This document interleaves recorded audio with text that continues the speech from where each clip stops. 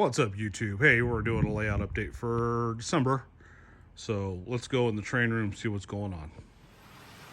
All right, welcome back. So I'll show you what we did since the last update. So we're going to start up here with the lights first.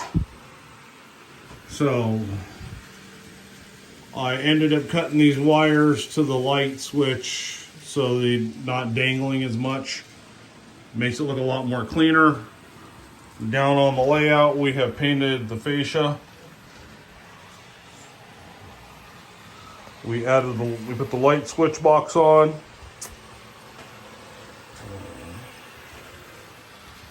I also cut the hardboard for the road here in these two buildings.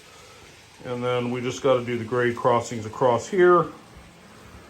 This has stayed the same. I haven't gotten around to painting this yet. Again, fascia's painted.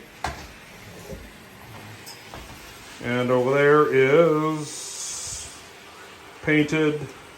Scenery is all done right here, along here. The roadway's done. I just got to get the sculptor mold in there and finish that up. I put a UTP5 in, so I have my Digitrax throttle up and running. I painted my boxes a nice green and mounted those up. So that's what the scenery looks like right there. I finished the hardware furniture building. I like the way it came out.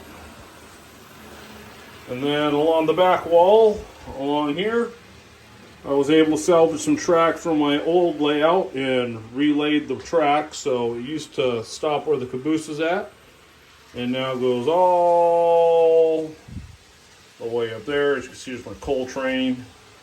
Come up the grade, we come here, we have the switch in that brings you to the siding, and that track's laid all the way down there. We have the Paris branch up and running. I have put all this in.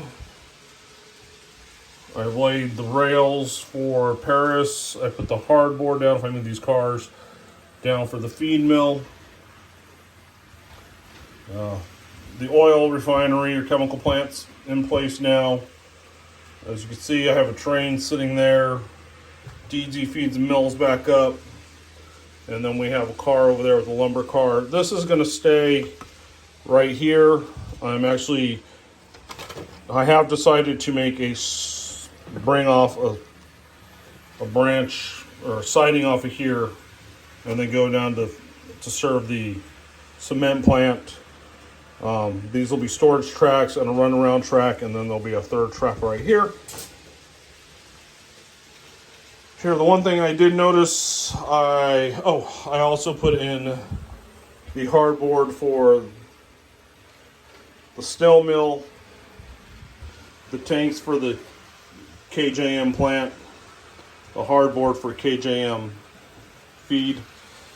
So I ran an operating session, right? Myself, I don't know if we call it an operating session. So I was switching out the Colton branch to see how it would run.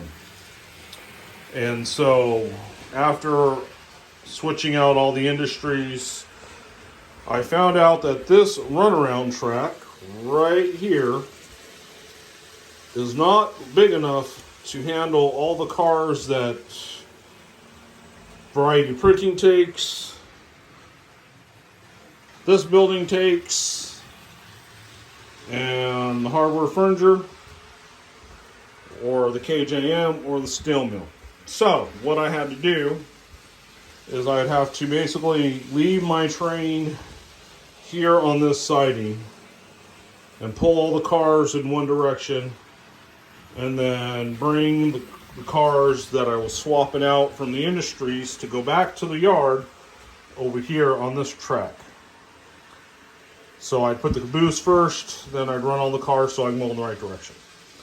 Well, when you're running by yourself, that's all fine and dandy, but when I'm going to finally get the main line up and running, we can't crowd the main line. So the solution, as you can see, I have a ruler there.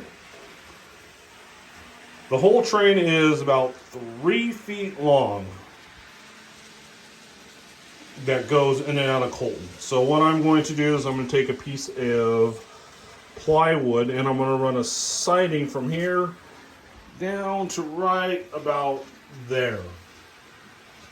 So as you're swapping out the Colton yard, you'll feed your cars going back to the yard into this storage track right here. We got the lumber to start on, and I'll probably work on that a little later, to start working on this, which runs down to the staging yard. Now, mind you, the staging yard, if this piece of lumber over here was sitting over there, it's going to be underneath, so I'll start working on that. So I've got a little housekeeping to do and clean all that stuff up to make room for it. So, yeah, that's about what I've been doing.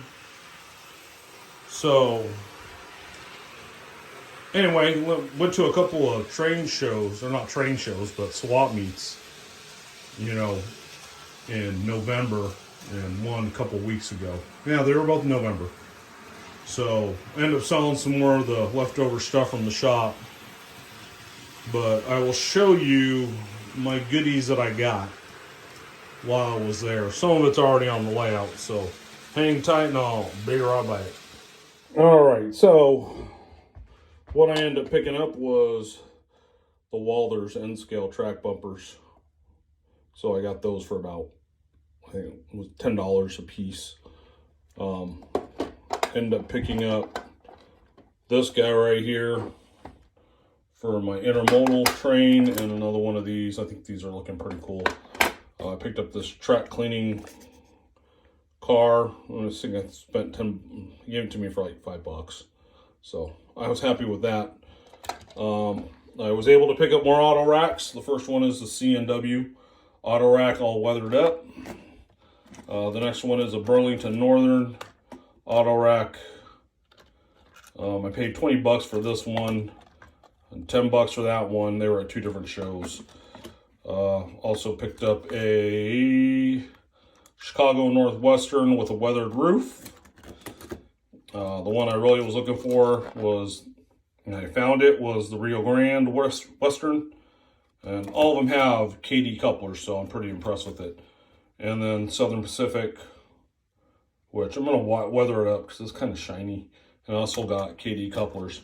So they were either like $10 or I got two for $20 at one show or one swap meet, and then $10 for the other three at a different swap meet. The other thing I got was I ended up picking up a lumber car or lumber box car. I got this guy, plywood, and then I ended up getting another one, which is on the train over here that was going around the track, which is that one right there. So I picked those two up. Those were my red caboose, and I got them for like $18 each. And then I picked up a bunch of coal cars to complete the coal train that I was needing. So I ended up getting the two Rio Grande right there. Sorry if I'm making you guys a little dizzy.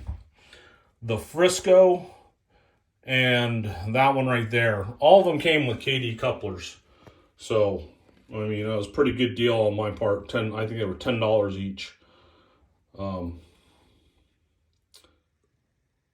Alright, so this guy right here I've been wanting for a while. When they first came out, I didn't buy one. I should have. So I've been looking for one for a while. One showed up on eBay. So I ended up purchasing it. I ended up getting a decoder for it. Put the decoder in it. It's programmed for the locomotive number 9225. I still got to program all the other CVs in there. I've just been running around the layout because it's got to get broken in. But this is an 8-40 CW paying the UPC, Union Pacific scheme. So anyway, that's all I have for this layout update. Thanks for watching.